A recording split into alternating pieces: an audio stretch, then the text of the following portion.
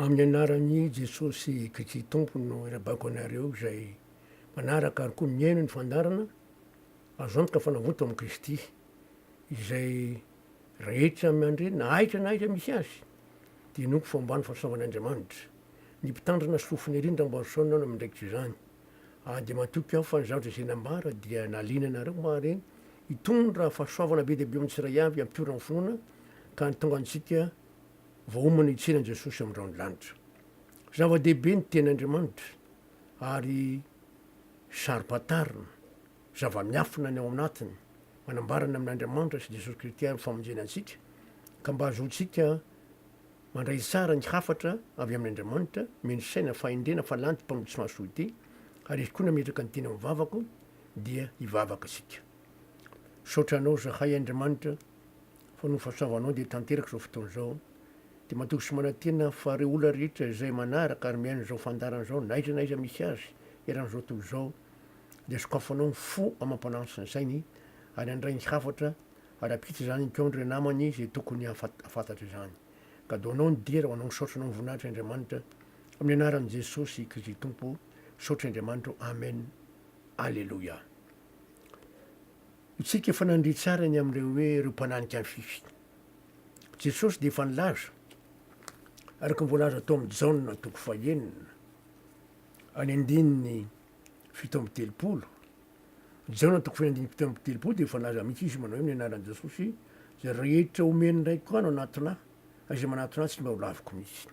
Andriamanitra mihitsy manome saina an'ilay olona mba hitady famonjena amin'ny alalan'i Jesosy Kristy Tompo. Any andininy efatra amby efapolo koa dia milaza toy izao. Jaona toko fahaenina andininy efatra amby efapolo amin'ny anaran'i Jesosy Kristy Tompo. Tsy misy olona mahay manatona raha tsy tao amin'ray izay naniraka ary zaho manangana azy amin'ny andro farany. Andriamanitra mihitsy mitaona an'ilay olona manome saina dia mitaona azy mitarika azy ho any amin'ny lalana. Ny lalana dia tery, ety, araka lazain'i Jesosy raha teo amin'ny Matio. Izy mihitsy nanambaran'izany Matio toko fahafito ary voalaza fa satrany izy io ka tsy hain'olombelona tanterahana. Matio toko fahafito ny andininy telo amby folo sy efatra amby folo amin'ny anaran'i Jesosy. Midira amin'ny vavahady ety ianareo fa lehibe ny vavahady ary malalaka ny lalana izay mankany amin'ny fahaveresana ka maro no miditra any. Fa ety ny vavahady ary tery ny lalana izay mankany amin'ny fiainana ka vitsy no miditra any mahita azy. Zero tsara tsika fo zao vitsy no mahita azy, mahita an'le lalana sy vavahady, tery le lalana, ety ny vavahady. Ary zay no mahatonga ny hoe Andriamanitra mihitsy manome saina dia mitaona an'ilay olona. Vokatra zavatra zany raha misy ezaka ataon'ny olombelona dia efa niteny Jesosy Kristy amin'ny Jaona toko fahafolo any andininy voalohany. Jaona toko fahafolo andininy voalohany amin'ny anaran'i Jesosy manao hoe lazaiko aminareo mara dia mara tokoa fa zay rehetra miditra zay tsy miditra amin'ny vavahady ho amin'ny valan'ondry ka mananika amin'ny fefy dia mpangalatra sy jiolahy. Eto zany dia misy milaza hoe fa zay tsy miditra amin'ny vavahady ho amin'ny valan'ondry fa mananika amin'ny fefy dia mpangalatra sy jiolahy. Izay moa zany zavatra andinitsika teto hoe izy ireo mpananika amin'ny fefy sy atao hoe mpangalatra sy jiolahy. Izay nahatonga an'i Jesosy niteny raha mamaky tsika ao amin'ny Matio toko fahafito ka ny olona tsy enjery loatra dia ny andininy ndraiky amby roapolo ka hatramin'ny telo amby roapolo amin'ny anaran'i Jesosy Kristy Tompo manao hoe Matio toko fahafito andininy ndraiky amby roapolo hatramin'ny telo amby roapolo. Sy izay rehetra manao amiko hoe tompoko miditra amin'ny fanjakan'ny lanitra fa zay manao ny sitrapony ndraiky zay ny an-danitra. Maro anao amiko amin'izany andro zany hoe tompoko tsy efa naminany taminaranao va izahay, ka tsy efa namoaka demoni taminareo va izahay, ka tsy efa nasa lehibe taminareo va izahay. Dia ambarako amin'ny marimarina hoe tsy mba fantatra akory nareo hatrehatr'izay, miala amiko nareo mpanao meloko. Misy zany ny olona tsy Andriamanitra nanome saina azy na nitaona azy fa izy samirery anka mananika ny fefy. Izay indrindra no nambarantsika teto hoe izy ireo mananika ny fefy. ary misy olona matoa mitady hoe ivavaka zay matetika no mitranga tsinona de ny tombosoa na am'izao fiainany zao no mamay azy zay no natonga ny ten'Andriamanitra hoe raha am'izao fiainany zao ihany no antenantsika ny Kristy de manitra indrindra noho ny olona rehetra isika ary marina zay fanambaran'izay ka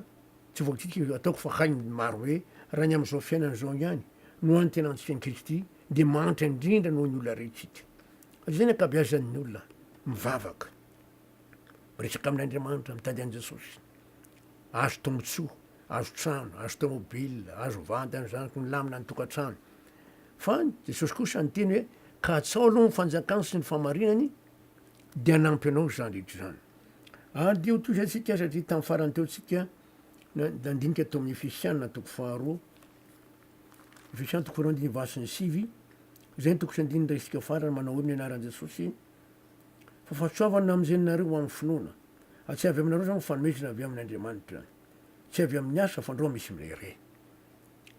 tsy vitan'le olona io fanomezan'Andriamanitra ny famonjena kanefa sasa am'teny hoe miezah mafy mivavah mafy tsy vitan'ezak'olombelona io fanomezana de voalazy eto am'di misy teny manao hoe tsy avy amin'ny asa fa andreo misy mere hoe tsy vokatry ny ezaka vita zany na hoe zany anao an'izao lasa mirery hoe ka zany avitan'izao zany avitan'izao toy atsika ny tenin'Andriamanitra amin'ny Marka toko fa 9 de zao ny voalaza ny andiny 5 sy ny 9 Marka toko 9 andiny 5 sy ny 9 amin'ny anaran'i Jesosy mina hoe ary hoy taminy mandehana any am'izao tontolo zao ianareo ka mitoreny filazana tsara amin'ny olombelona rehetra zay misy atao batisa ny vonjena fa zay tsy mety mino no ho ilohana eo de misy miteny hoe zay minotsy atao batisa ny vonjena ina moa ny idirany hoe mpananika amin'ny fefy am'izany maro ny olona maika atao batisa satria hoe zay minotsy atao batisa ny vonjena ka maika atao batisa izy tantara avy no resako aminareo nisy ray aman-dreny anankiray zay rehefa nandriany nanamitory tamin'ny radio sy nahita tamin'ny télévision de nanatona Andriamatoa Ramboarsona mba hianatra ten'Andriamanitra aminao aoko ho fantatrao anefa fa katekisy tahako ka tsy anaraka zay fivavahanao mihitsy do iaho hoe za nge tsy tarika anao amin'ny antoko fivavahana misy ahy hoy Jaona mpanao batisa indro ny zanak'ondrin'Andriamanitra zay manaitra amin'ny fahotany zao tontolo zao tarika anao ho any amin'i Jesosy Kristy tompo ao ny famonjena any ny fiaina mandrakizay raha izay de nianatra fa nianatra izy fa nieratsera tamin'ny pasteur tamin'ny antoko fivavahana anankiray de zao ny ten'le pasteur taminy hoe tokony atao batisa ianao ray aman-dreny de tonga tany amiko izy monsieur Ramboarsona zay misy ny fomba fiteniny atao batisa ka ahoana ny hevitrao nametraka fanontaniana ary ina ny antony natonga anao atao batisa efa antitsako sao very raha zay ho anynao ataonao de very ianao fa ahoana pasteur zay ty amonjiny eny no avery azy baiboly nge miteny mandehana ataovy mpianatra amin'ny firenena rehetra manao ampianarina aloha vitsy zay de manao batisa azy amin'aran'ny ray zanaka ary ny fanamasina ny anao kosa sao de maty ianao efa antraka sao de very tsy izy zay mananika afefy ianao ray zany misy olona atao batisa iny ny antony moa tsy batisa le rano atao ambon'ny loha iny fa tsy odrano de anao izy atao batisa tena izy atompoko zay ve ny tena antony natonga anao atao batisa mianatra aloha fa raha tsy mianatra mahafanta tsy mety mananika amin'ny fefy ray zany misy olona koa atao batisa ina ny antony nahita ny namany mba atao batisa za koa mba atao batisa tsy izy zay sy tsy resaka finoana satria batisa ny fibebahana ho amin'ny famelan-keloka zay mino so atao batisy no zeny mino batisy amin'ny fibebahana ho amin'ny famelan-keloko nahitany namana atao batisy de mba anaraka atao batisy tsy izy zany misy olona atao batisy miteny pasteur anambady ianao fa vita batisy avy eo mivadinao mbo tsy vita tompoko tsy azo atao batisy ianao tsy azo atao mariage zany nareo tsy azo atao mihitsy ny mariage nareo dia no ny teny ngiampitandra fa hoe raha tsy vita batisa izy roa tsy azo atao batisa dia tsy azo atao mariage azafady de nianatra ramatoa de avao natao batisa de vita mariage ndray andro mifamaly izy mivady de niteny rangahy aza manao an'izao anao tsy mety ho ataonao zao e be loatra ny teny vava voakanao zany ianao nge fa vita batisy e de namaly am'izay ramatoa za nge natao batisa noho ny fitiavako anao e zay ny antony natonga atao batisa de zany fa batisa mananika amin'ny fefy zany tsy izy mihitsy noho le fitiavany amin'ny vadiny natonga azy atao batisa fa tsy batisa hoe mino ary batisa amin'ny fibebahana ho amin'ny famelan-keloko misy ndray ny olona natao batisa tsy nahoana hoy ngiampitandrina na pasteur zany raha atao batisa ianao de mena andraikitra atao fiangonana noho zay teny fanambaran'ny pasteur zay zy mba tia ndraikitra handray anjara ao amin'ny fiangonana dia natao batisa mananika amin'ny fefy nge zany misy ko olona atao batisa ny ray aman-dreny misy nyresaka tovolahy kely anankiray no natonga anantany manao ahoana anao tovolahy manao ahoana ianao amin'ny finoanao an'Andriamanitra za nge fa vita batisa pasteur e fa firy taona ho hainao 13 taona hay ka ina natonga natao batisa ny ray aman-dreniko ny teny hoe tokony atao batisa ianao fa zay efa ato amin'ny fiangonana ianao koa fa ato hoe tokony batisa zay fotsiny ve zay ny natonga natao batisa ka fa vita batisa batisa mananika amin'ny fefy zany tena batisa mananika amin'ny fefy zany tsy mety mihitsy zany satria tsy arako ny tokony ho izy nisy indray ny olona natao batisa ina natonga azy natao batisa zay ny teny nianatra izy natsapa-teny izy fa tena tsy mendrika nino fa raha tsy amy lalan'i Jesosy any ny famonjena ka tsy maintsy atao batisa hoe zay misy atao batisa monjena raha tsy ateraky ny rano sy ny fanahy tsy mahazo miditra amin'ny fanjakan'Andriamanitra no ny finoany amin'ny batisa amin'ny fibahana famelan-keloko mba nitady famelan-keloko izy mba ho te ho tonga zanak'Andriamanitra mitady zany famonjena fiainao amin'ny Jesosy zany de zay ny natonga azy atao batisa izay vao tena izy fa raha tsy zany de mananika ny fefy zay namakiko an'ity marika toko 1 ty andriny 5 sy 1 ao amin'ny Matthieu toko 7 raha nitory zao nampanao batisa zao ny fanambarana nambarany zao nampanao batisa Matthieu toko 7 andiny 7 amin'ny anaran'i Jesosy Kristy tompo fa noho nakita ny fariseo sy ny sadoseo maro nanatona ny batisany izy de hoy izy taminy jorotsany de hoy izy taminy ry taranaky ny menarana iza nanoro-hevitra anareo handokotra ny Jerosalema fa ndereo mpitondra fivavahana andresany eto fahatezerinao azy iza no nanoro-hevitra anareo handokotra ny fahatezerinao azy satria misy fahatezerina zany mitsanga ho azy ny andiny ny fahavalo koa mamo aza voa miendriky ny fibebahana ianareo ny fibebahana de tokony ahitana vokatra tsara eo amin'le olona fiovana any amin'ny saina any amin'ny maso satria zay ny vava zavatra eno'ny sofina ataon'ny tanana any amin'ny fo any amin'ny tena manontolo asan'ny fibebahana ho amin'ny famelan-keloko kanefa atao batisa nefa tsy miova maivava miady aman'olona manaratsy atoko fivavahana dia ahoana mananika ny fefy izay ny natonga nyty teny Jesosy ty hoe Jao nampanao batisa ty hoe mamo azo voa miendriky ny fibebahana ka natonga azy ny teny hoe iza nanoro-hevitra anareo andotra ny fahatezerina ho avy. Misy ny fahatezerina zay fandringaina ny ratsy fanahy. No zany dia nyteny misy zao nampona Matisy hoe mamoaza voa mendriky mipibana. Sy ho an'ireo fariseo sy sadoseo ihany zany teny zany fa ho antsika ankehitriny keo hoe mamoaza voa miendriky ny fibebahana. Fa raha tsy zany tsy mety. Vakitsika indray le Matio toko fahafito. Efa lazaiko teto izy io kanefa aleo vatrina. Satria mananika amin'ny fefy ny olona. Maro ny olona mpitory, sitrana marary, voaka ny demia, mazoto miangona ny olona. Ao izy ny tenin'ny Jesosy, Matio toko fahafito andiny 2:20 ka hatramin'ny 3:20 amin'ny anaran'i Jesosy manao hoe sy izay rehetra manao amiko hoe tompoko no hiditra amin'ny fanjakan'ny lanitra fa zay manao ny sitrapony ndraiky zay ny an-danitra. Tsy rehetra mivavaka rehetra,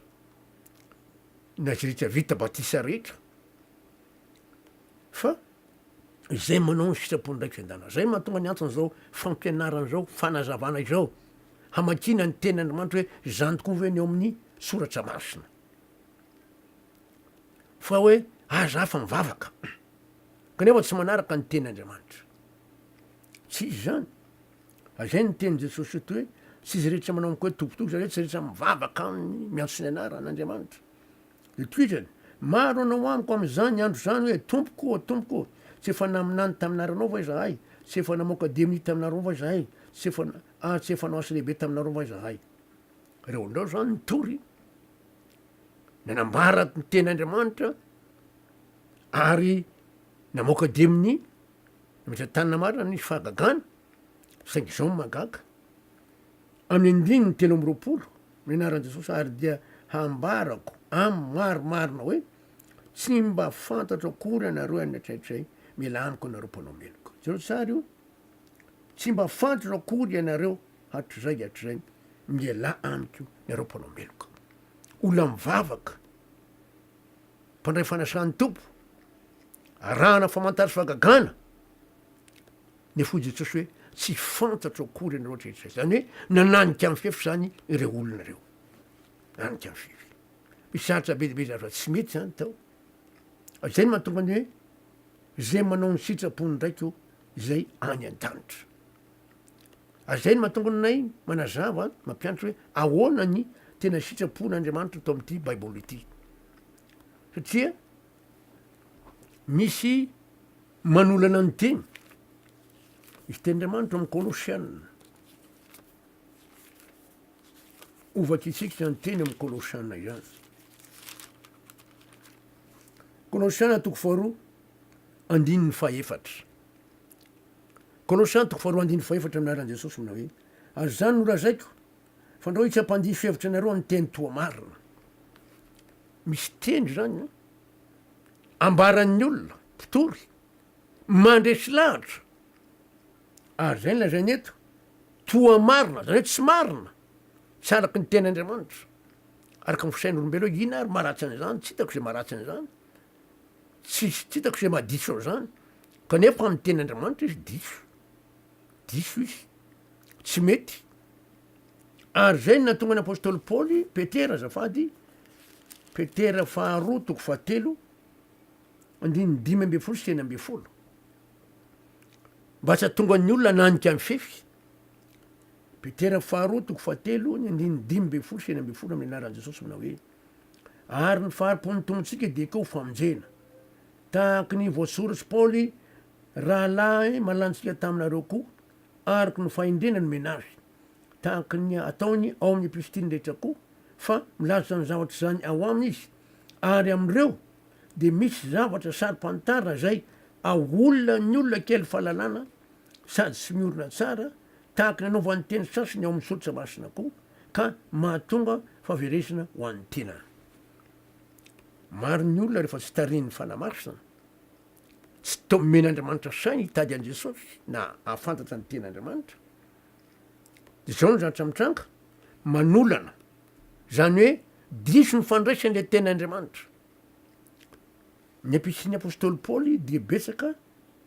no sary-patarina resaka ny lalàna, sary-patara misy eo aolona ny olona kely fa nefa baiboly tsy tokony niofa tsy any voalohany ka hatramin'ny farany genesis ka hatramin'ny apokalypsy tokony hifanaraka tsara fa tsy tokony hifanohitra akoatrany hoe mitandindona izay nambalan'i jesosy fa nitsahatra tahaka ny famonona zanak'ondry zanak'osy varitrombola raha mitramin'ireny hoe mofo aseho mitsahatra tandindona manambara azy reny ka rehefa tonga izy tanteraka ny faminanina manambara azy nitsahatra reny fa ny teny kosa lalàna zay mampiorona ny fitiavana sy finoana satria ny antony didy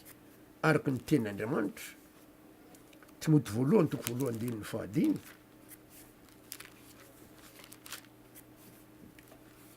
Timoty voalohany toko voalohany dininy fahadimy amin'ny anaran'i Jesosy manao hoe fa ny antony didy de fitiavana avy amin'ny fo madio sy fieritrretina tsara ary fona tsy mety saravelatsy ka ny matetika ny amin'ny lalàna no aolan'ny olona hoe tsy isony zany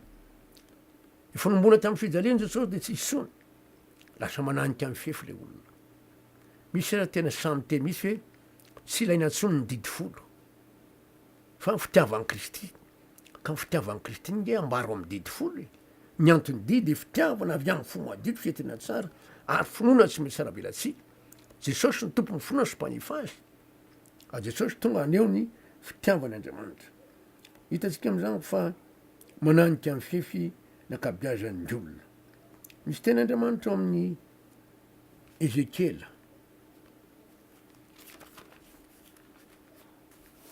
Ezekela toko faharoapolo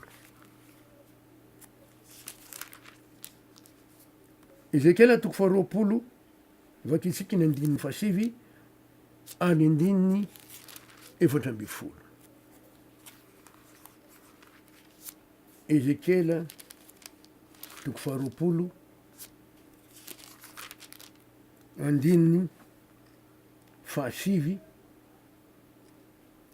vakitsika amin'ny anaran'i Jesosy manao hoe kanefa niasa aho kanefa niasa noho ny amin'ny anarako aho mba tsy antotony zany eo masony jentrisa zay nitoerany sady teo maso no nanaovako azy atanteraka ahafantarany ahy tamin'ny tondrako azy nyvoaka avy tany amin'ny tany Egipta averiko ndray mandeha ny teny kanefa niasa aho noho ny amin'ny anarako mba tsy antotony zany manatrehan'ny jentrisa zay nitoerany sady teo maso no nanaovako ahy zay ahafantarany ahy tamin'ny tondrako azy nyvoaka avy tany amin'ny tany Egipta Andriamanitra de miasa manao fahagagana noho ny anarany ary tiany koa ny amonjy ny olona zay miaino an'le olo tsy milaza fa hoe le olona mitory zany olon'Andriamanitra tovitovy am'izany koa no amin'ny Ezekela toko faharoapolo ny andininy efatra amby folo fakitsika aminaran'i Jesosy Ezekela toko faharoapolo andininy efatra amby folo aminaran'i Jesosy manao hoe kanefa niasa noho ny amin'ny anarako aho mba tsy antotony zany eo anatrehan'ny jentrisa zay nakitany nitondrako azy nivoaka teo amin'ny zanak'Ise zany niasa Andriamanitra ary inona ny antony noho ny anarany mba tsy antotony zany anarany zany ohatrehan'ny jentrisa zay nahita ny voany niala tany tany Egipta sahala am'izany koa zany tsika ankehitriny ty manao fahagagana Andriamanitra amin'ny olona mitory kanefa le olona mananika amin'ny fefy amin'ny fiainany andavanandro betaka ny zavatra tsy mety ataony manao fahagagana Andriamanitra niasa izy noho ny anarany masina mba tsy antotony zany anarany zany ohatrehan'ny jentrisa zay hitoeratsika azay nge ny zatra manahirany azay no mahatonga ny teny hoe izy reo mananika amin'ny fefy ka raha ny am'izao fiainany zao ihany no anentanantseny Kristy de mananika amin'ny fefy ary maro zany ny ohatran'izay ary fahalereny ny ankabeazan'ny olo hoe zay navita trano milamy zay atokantrano mahafinaritra nge zany nahazo voly zay nahita asa aho sy ny sisa kanefa raha nahazo an'izany efa tsy ao amin'ny fanjakan'Andriamanitra sy nahazo famonjena mba tiantoko nge fatria mananika amin'ny fefy Zay natonga miteny eto hoe miasa aho ny anarako masina mba tsy anjotono zany ohatr'enjentisy zay ny toerana. Misy tantara ao amy baiboly mba tsara mba ho fantaritsy ihany momby tantara mbony amy Kaiafa ao amy Jaona 2:10. Kaiafa mpisorona be dia olona voatendrin'Andriamanitra, voafidy an'Andriamanitra. Ary raha mamaky tsika manomboka ny 7:70 ka hatramin'ny 2:10 zao mivolaza mbony amy Kaiafa mpisorona be amin'ny anaran'i Jesosy. Ary loha mpisorona sy ny fariseho nitsangana nanangonany sy ny odriana ka nanao hoe ahoana no ataontsika fa iny lehilahy iny dia manao famantarana maro. Raha avelantsika hanao toy izany ihany izy ary ho aviny ny Rômanina ka andravany firenentsika sy ny andravany fonenantsika sy ny firenentsika. Ary ny anankiray taminy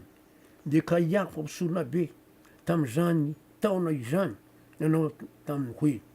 tsy anareo tsy mahalala na inona inona na misaina akory fa tsara ho anareo raha ny lehilahy iray no ho faty hamonjy ny firenena mba tsy ho rava avokoa ny ty firenena ity. Ary tsy nilaza izany ho azy izy